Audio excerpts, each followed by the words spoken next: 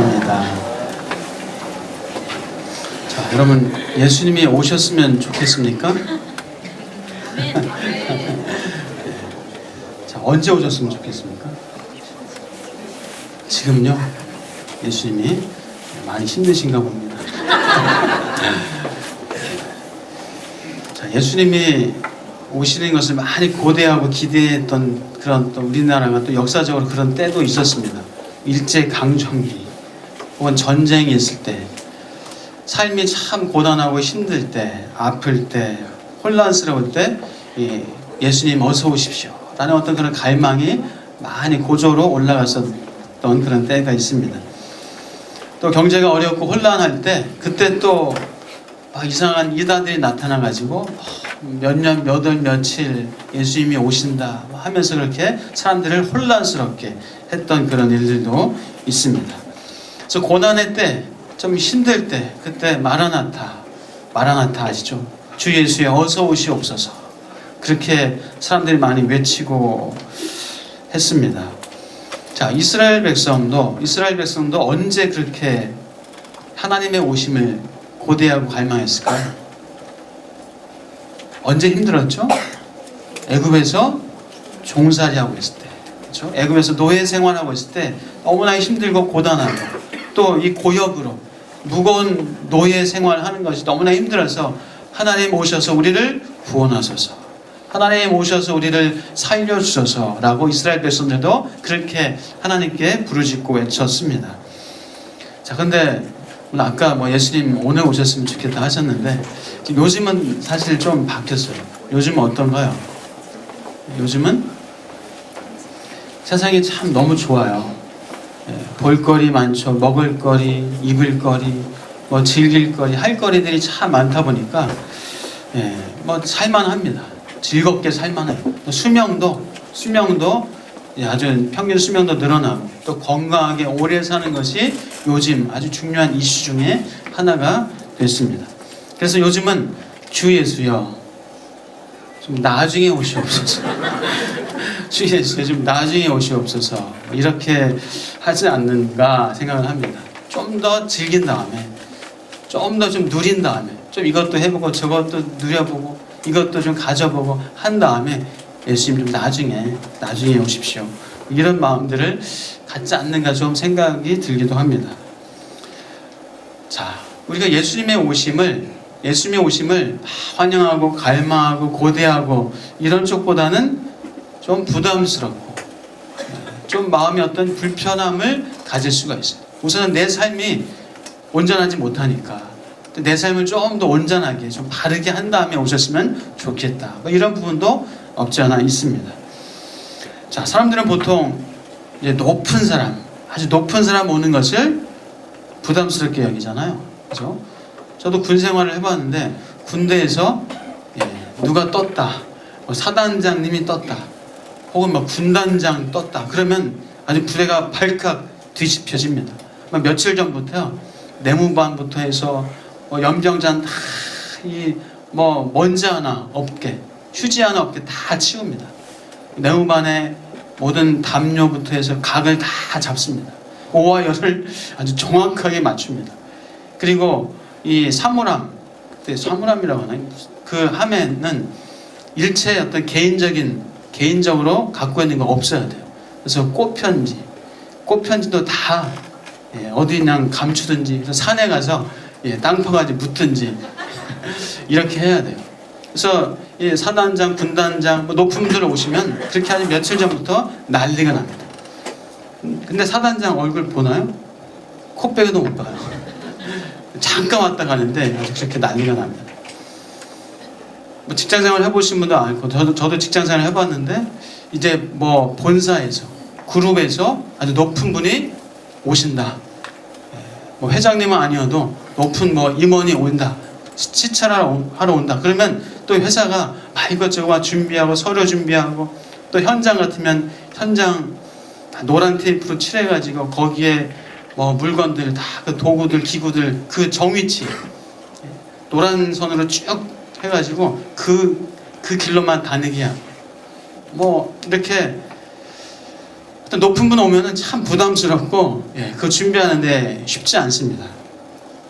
뭐 이제 우리 아이들, 자녀들도, 예, 자기 방에서 다 놀고 있고 뭐 게임 하시고 계시고 친구들하고 막 할 때 엄마 아빠 들어오는 것을 환영하던가요?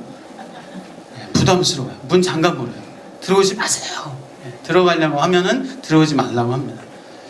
어떤 분은, 예, 이 목사님 저를 부담스러워하는 분이 안 계시죠? 예, 어떤 분은 막 얼굴 눈 마주치기도 부담스럽다. 목사님 저기 계시면은 좀 피해간다. 뭐 그런 분도 계시는데 너무 부담 갖지 마시기를 바랍니다. 자, 이스라엘 백성도 조금은 다르지만은 이 하나님의 오심을, 하나님이 오시는 것을, 강림하신 것을 두려워하고 무서워 떨었습니다. 자, 우리가 출애굽기 20장 지금 10계명을 몇 주에 걸쳐서 보다 보니까 출애굽기 19장 이해 말씀을 이제 많이 이렇게 기억해서 좀 사라지는 것 같은데, 하나님께서 출애굽기 19장에서 강림을 하십니다. 시내산에 강림하면서 하나님께서 이스라엘 백성들에게 어떻게 말씀하셨죠? 무엇을? 성결을 준비해라. 성결을 준비해라. 옷을 빨고 여인을 가까이 하지 말고 성결을 준비하겠습니다. 하나님의 시내산에 강림하실 때 그 시내산 주위에 경계를 정했습니다. 경계를 정해서 그 이상은 침범하지 못하게 했습니다. 그 경계를 넘어서 침범하게 되면 반드시 죽게 될 것이다 라고 말씀하셨습니다. 사람이나 짐승을 막론하고 그 경계를 넘어오면 돌로 쳐 죽이거나 화살로 죽이거나 그렇게 하라고 했습니다. 자, 하나님이 임재하시는 그 아침에, 하나님이 임하시는 그 아침에 우레와 번개와 빽빽한 구름 이 산 위에 있고 나팔 소리가 힘있게 힘차게 들려왔습니다. 모든 백성들이 처음 보는 현상 때문에 두려워하고 무서워 떱니다. 시내산의 연기가 자욱하고, 그리고 그 하나님께서 불 가운데 강림하셨다 기록합니다. 그리고 온 산이 진동하고 나팔 소리가 울릴 때 하나님께서 말씀하십니다. 모세에게 대답하십니다. 그리고 하나님께서 모세에게 십계명을 주시게 됩니다. 자, 이렇게 하나님의 임하심은 이스라엘 백성이 두려워할 수밖에 없는 그런 참 무서운, 처음 보는 그런 현상들이 나타나서 하나님의 오심 자체가 두렵고 경이스럽고 대단한 어떤 사건이었습니다. 자, 그런데 오늘 저는 하나님의 오심이 정말 그냥 두렵고 떨리고 경이로운 어떤 그런 사건, 그것으로만 끝나는가? 하나님의 오심이 과연 우리에게 어떤 의미인가? 오늘 살아가는 저와 여러분에게는 하나님의 오심이 또 어떤 의미인가를 좀 같이 살펴보려고 합니다. 자, 우리 한번 오늘 본문을 한번 같이 읽어보도록 하겠습니다. 한번 18절부터 읽어볼까요? 18절부터 20절까지 한번 18절부터 출애굽기 20장 출애굽기 20장 18절부터 20절까지 한번 읽어보겠습니다. 시작. 뭇 백성이 우레와 번개와 나팔 소리와 산의 연기를 본지라. 그들이 볼 때 떨며 멀리 서서 모세에게 이르되 당신이 우리에게 말씀하소서 우리가 들으리이다. 하나님이 우리에게 말씀하시지 말게 하소서 우리가 죽을까 하나이다. 모세가 백성에게 이르되 두려워하지 말라. 하나님이 임하심은 너희를 시험하고 너희를 경외하며 범죄하지 않게 하려 하심이니라. 자, 하나님이 임하실 때 백성들이 두려워 떱니다. 하나님이 말씀하시지 말게 하소서. 우리가 죽을까 두렵습니다. 이스라엘 백성들이 지금 두려워 떨고 있어요. 그런데 모세가 백성에게 말하기를 두려워하지 말아라. 두려워하지 말라. 하나님이 임하시는 것은 너희를 시험하고 너희로 경외하여 범죄하지 않게 하려 하심이니라. 자, 하나님이 임하시는 것은요, 이 세 가지 하나님이 의도를 가지고 계시다는 거예요. 첫 번째가 너희를 시험하고, 두 번째가 경외하며 하나님을 경외하게 하는 것, 세 번째로 범죄치 않게 하려 하시려고 하나님이 임하시는 것이다 라는 겁니다. 자, 하나님의 임하심의 첫 번째 의도, 하나님의 백성을 시험하려고, 하나님이 사람을 테스트하려고 하는 것이다. 여러분 테스트 받는 것 어떠세요? 좋으세요? 싫으시죠? 예, 학교 다닐 때 참 시험 싫어하셨을 것 같아요. 여러분 싫으셨죠? 시험? 일부 학생들, 좀 이상한 학생들 빼고 웬만한 학생들은 다 시험 싫어합니다. 자, 시험이 얼마나 싫고 피하고 싶습니까? 피하고 싶어요. 그러나 시험은 사실 누구를 위해서 있는 겁니까? 그렇죠. 나를 위해서, 학생들을 위해서 학교에서 시험이 있는 거예요. 시험을 통해서 내가 무엇이 부족하고 어떤 부분을 보충해야 되고 보완을 해야 되고 그것을 아는 거예요. 그래서 알아서 그 보충할 부분, 보완해야 될 부분을 또 더 주밀하게 또 공부하고 보완해 나가는. 그래서 결국은 그 학생들의 실력을 높여주고 향상시켜주기 위해서 시험을 보는 거예요. 시험은 학생들을 잡으려고, 학생들을 괴롭히려고, 골탕 먹이려고 시험 보는 것이 결코 아니에요. 근데 시험 보는 입장에서는 부담스러워요. 시험 보는 입장에서는 힘들어요. 안 봤으면 좋겠어요. 그러나 여러분도 이제 나이가 들고 이제 뭐 살다 보니까 그 시험이 정말 나를 위해서 있는 거였구나 생각을 하게 될 겁니다. 그래서 방향과 수준을 잡아주고 또 정확한 판단이 있어야 어느 수준에서 어느 레벨에서 맞추어서 공부를 하고 준비하고 배워야 하는지를 알게 하는 것이 시험입니다. 자, 그렇다면 하나님의 시험, 하나님의 테스트, 하나님의 테스트도 단순히 사람을 골탕 먹이려고요? 괴롭히려고요? 그것이 아니라는 거예요. 하나님의 시험도 테스트, 여기서의 시험은 템테이션, 유혹이 아니라 테스트입니다. 시험입니다. 하나님의 이 테스트도 어떤 의도가 있다는 겁니다. 의도가 있어요. 자, 하나님이 시험하신 아주 큰 사건, 성경에 나오는 그 하나님이 시험하신 아주 유명한 사건 뭐가 있죠? 하나님이 누구를 시험하신? 믿음의 조상 아브라함을 시험하신 사건. 어떤 시험이었죠? 내 독자 아들 이삭을 바쳐라 라는 시험이었어요. 자, 이 반응, 이렇게 하나님이 시험할 때 아브라함은 어땠습니까? 아브라함이 조금 나이가 100살 되기 전에, 아들을 얻기 전에는 사실 아브라함은 확신이 별로 없었던 것 같아요. 하나님께서 아들을 주신다고 했지만 그거에 대한 확고한 담대한 믿음보다는 좀 긴가민가 했어요. 내 종 엘리멜렉이나 상속자로 삼아 주옵소서. 뭔 아들은 뭔 아들입니까? 그리고 또 어떻게 했죠? 하가를 통해서 이스마엘을 낳는, 하나님의 분명히 사라를 통해서, 본처를 통해서 아들을 주신다고 했는데 사라를 통해서가 아니라 하가를 통해서 아들 이스마엘을 또 낳아버리는 그런 우를 범하기도 했습니다.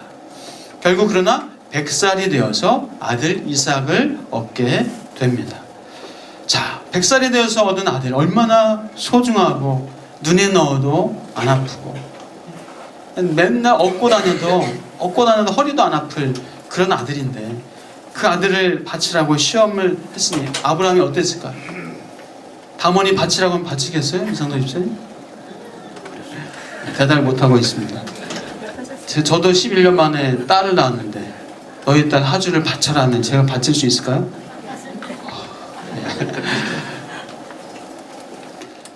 아브라함에게 참 한마디로 고통, 슬픔, 괴로움, 절망, 낙심이 막 몰려오지 않았을까 그런 생각을 합니다.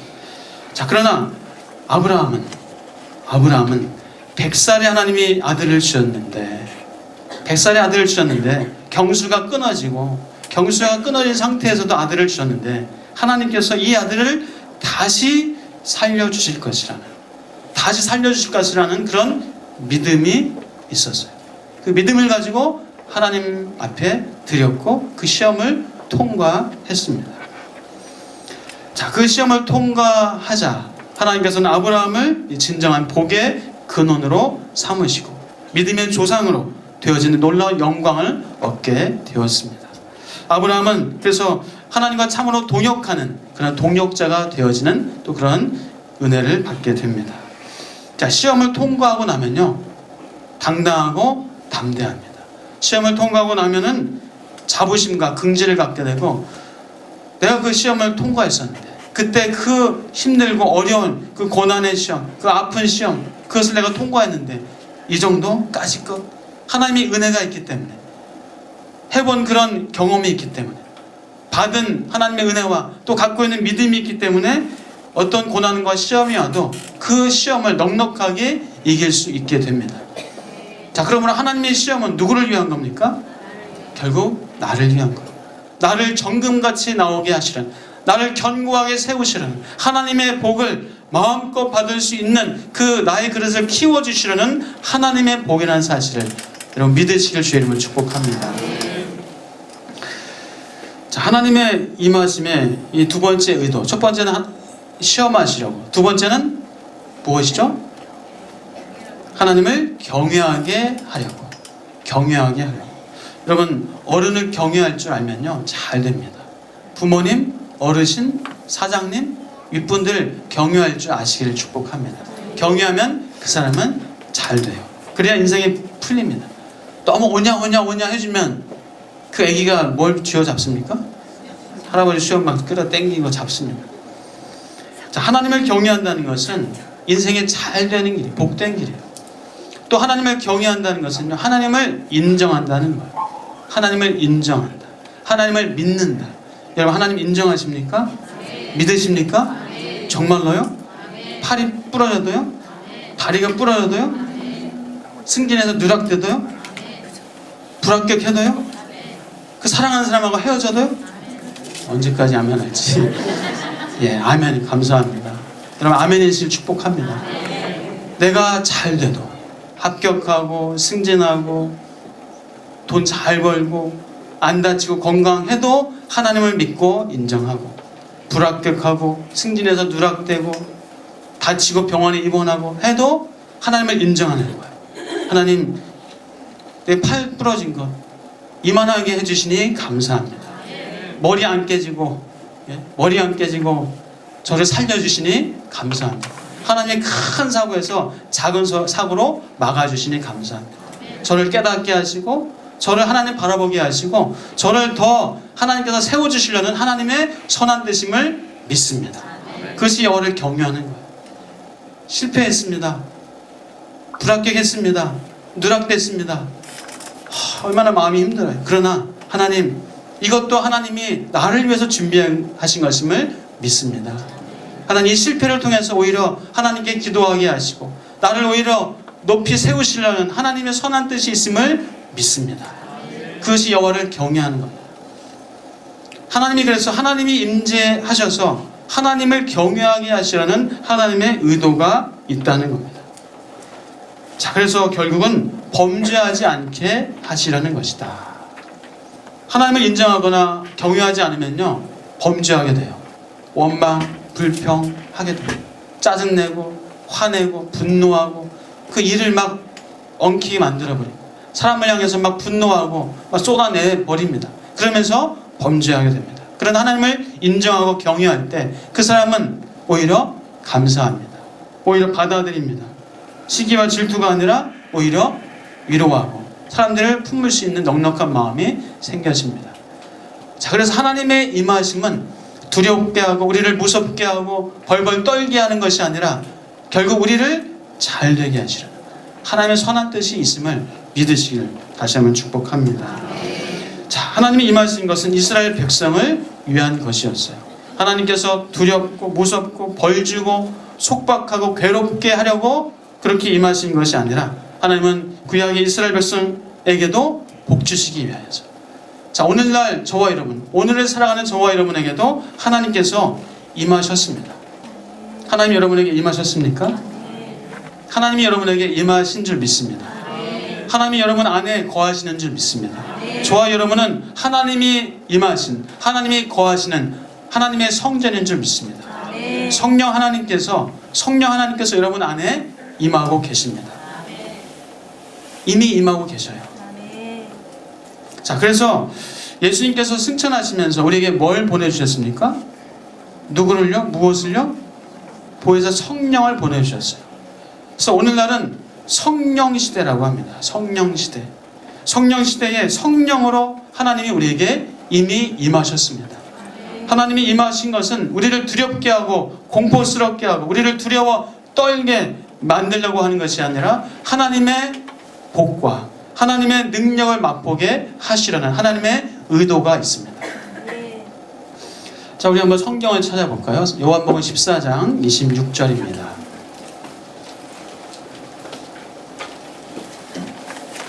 자, 요한복음 14장 26절 모니터에도 있습니다. 우리 같이 한번 읽어보겠습니다. 시작.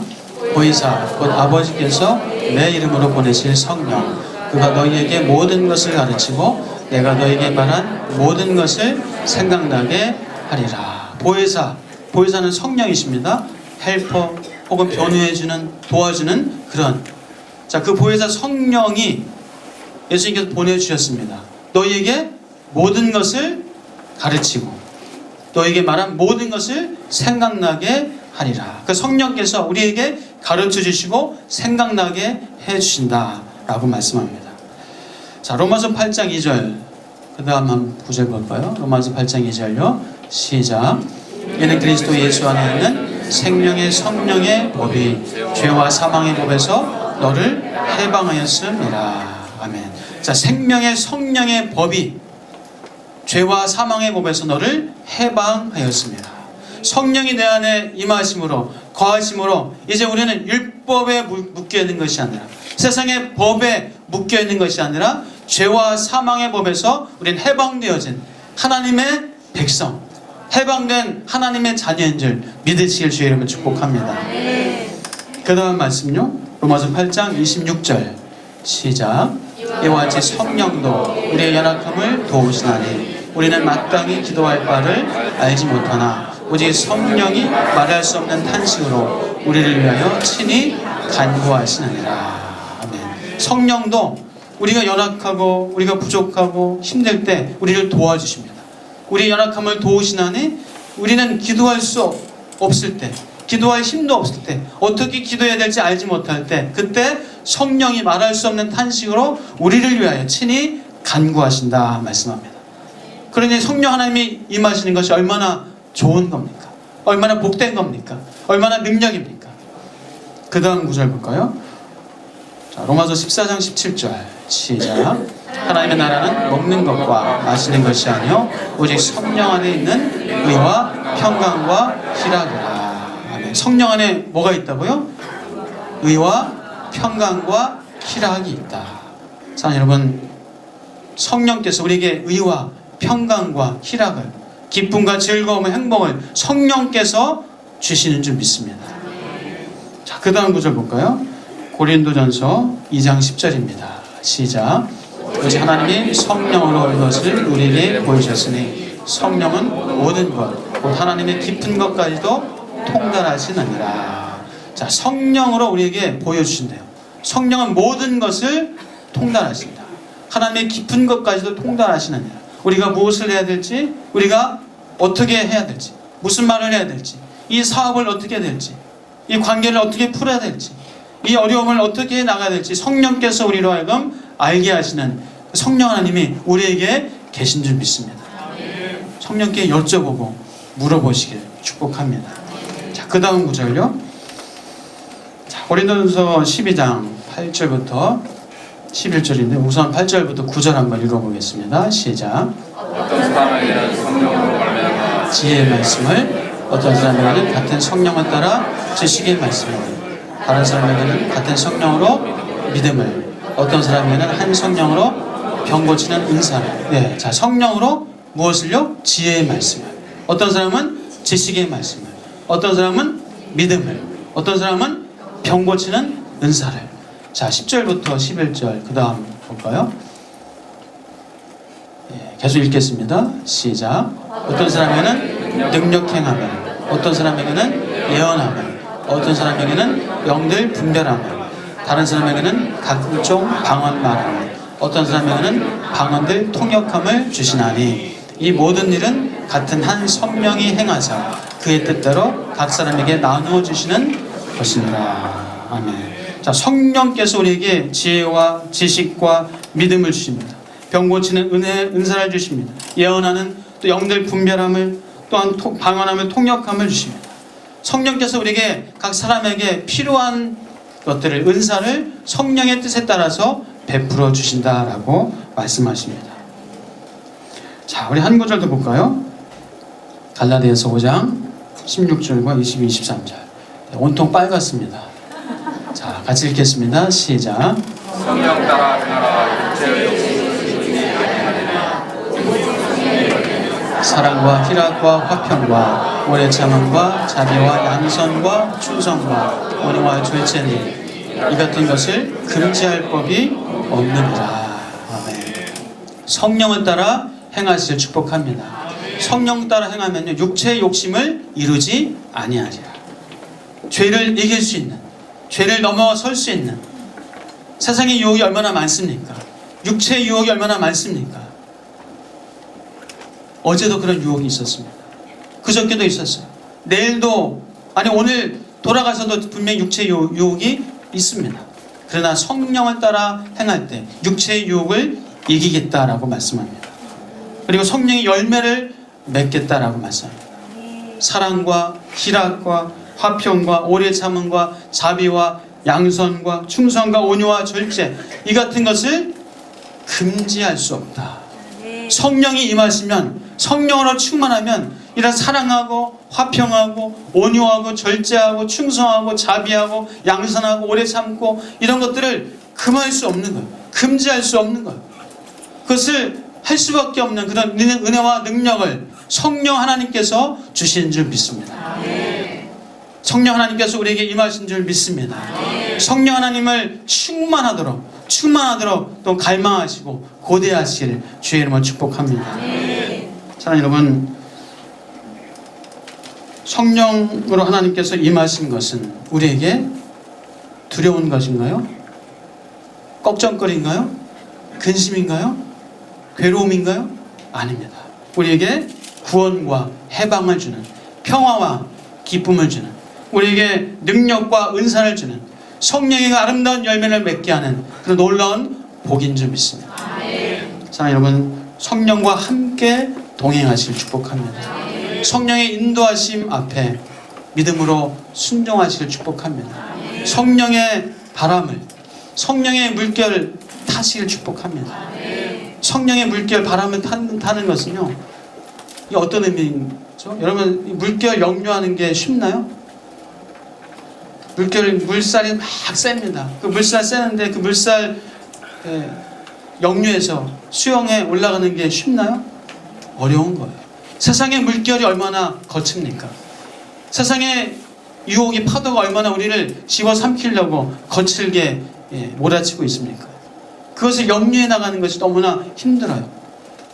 그러나 성령을 타면, 물결을 타면요, 성령께서 우리를 물결을 타게 하셔서 그 물결에서 우리는 가볍게 힘있게 성령과 함께 그 유혹을 이겨나가고 세상을 이겨나가는 힘을 성령께서 주실 줄 믿습니다. 사랑하는 여러분, 성령과 함께 할 때 가장 능력 있고 가장 감동 있고 가장 힘 있고 행복한 인생을 살게 될 줄 믿습니다. 여러분의 인생 되시길 주의 이름으로 축복합니다. 오늘 한 가지 더 살펴보고 싶은 것은 오늘 본문 23절, 24절에서 이렇게 말씀합니다. 우리 한번 23절, 24절 한번 같이 읽어보겠습니다. 출애굽기 20장 23절, 24절입니다.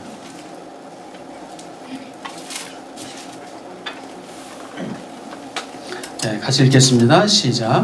너희는 나를 비겨서 은으로나 금으로나 너희를 위하여 신상을 만들지 말고 너의 토단을 쌓고 그 위에 내 양과 소로 내 번제와 화목제를 드리라.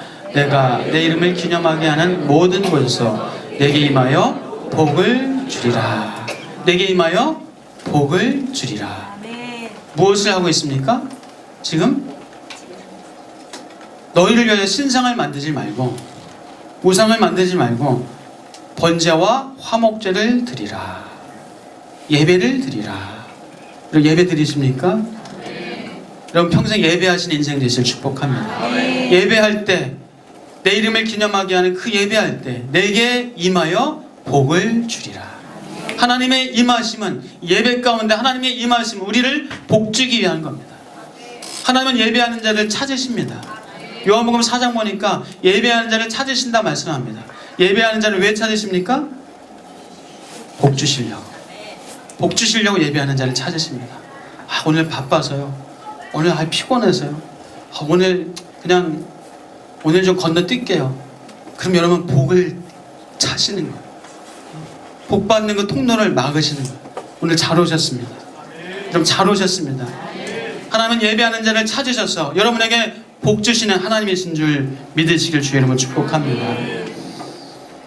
자, 근데 우리 한번 한 구절 한번 볼까요? 성경 한 구절. 요한복음 4장 23절 24절입니다.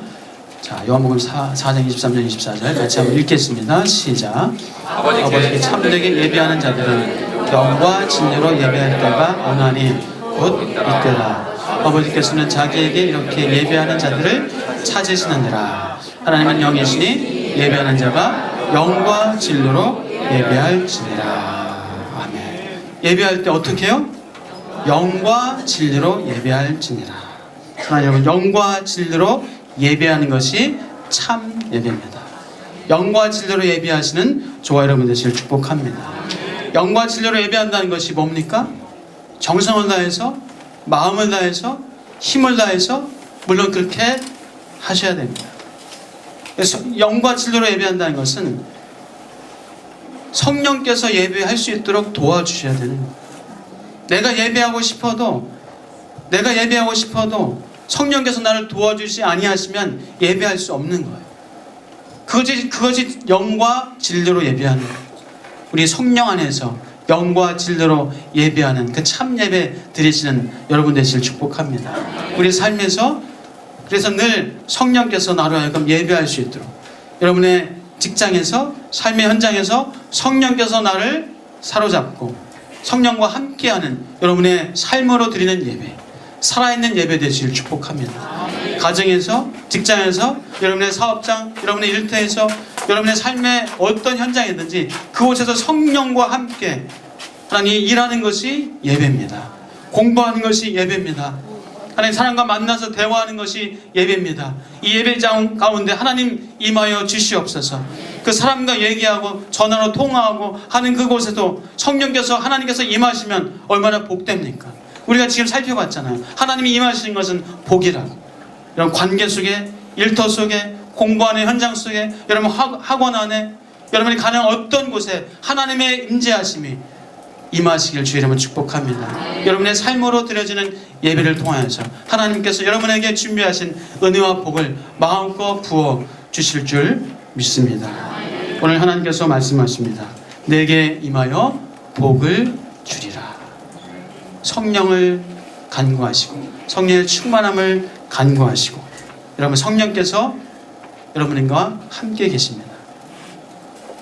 성령의 말씀에 순종하시는 은혜가 있기를 축복합니다. 성령의 인도하심을 받아들이시고 순종하실 축복합니다. 그때 그 말씀에 순종하고 성령에 순종할 때 처음에는 막 부닥쳐요. 처음에는 막 거절하고 싶어요. 안 하고 싶어요. 부담스러워요. 힘들어요. 왜요? 말씀대로 성령에 순종하는 것이 세상에 역류하는 거기 때문에 참 힘들어요. 부담스럽습니다. 안 하고 싶습니다. 그냥 내 습관대로, 옛날 습관대로 살고 싶은 것이 우리의 약간 본성이 있기 때문에. 그러나 성령에 순종할 때, 여러분의 삶에 하나님이 임재하도록, 하나님이 임하시도록 성령에 순종할 때 하나님의 내가 임하여 복을 주리라, 그 놀라운 역사가 있을 줄 믿습니다. 하나님이 복이십니다. 우리 하나님이 주시는 그 복을 마음껏 누리시는 저와 여러분 되시길 축복합니다. 기도하겠습니다. 하나님 감사합니다. 내게 임하여 복을 주리라. 날마다 순간마다 때마다 관계 속에 하나님 임하여 주옵소서. 복나려 주옵소서. 예수 그리스도의 이름으로 기도하옵나이다.